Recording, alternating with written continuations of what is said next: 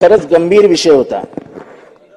आपण ज्या डॉक्टर तावरेंचं नाव घेतलं, उपमुख्यमंत्री महोदय तावरे, त्यांनी अटक केल्या सांगितलं की मला माझं तोंड उघडावं लागेल।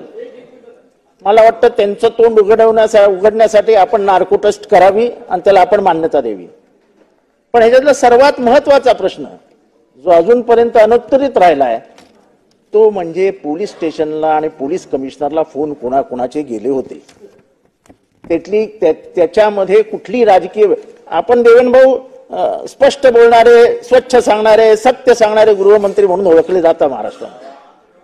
त्यामुळे हे सगळे बोलत असताना आपल्याकडनं महाराष्ट्राला सत्याची अपेक्षा आहे की क्रिमिनलायझेशन ऑफ पॉलिटिक्स हा बीजेपीचा नेहमी आवडता सब्जेक्ट राहिलेला आहे की राजकारणाचं गुन्हेगारीकरण व्हायला नको। असं असताना ह्या पोलीस स्टेशनला किंवा कमिशनरला कुठल्या मंत्र्याचे आणि कुठल्या आमदारांनी टावरेवरती तसेच पोलीस स्टेशनवरती दबाव आणले होते, कॉल रेकॉर्ड्स आहेत। अमितेश कुमार यांनी स्वतः इंटरव्ह्यू दिलेले आहेत।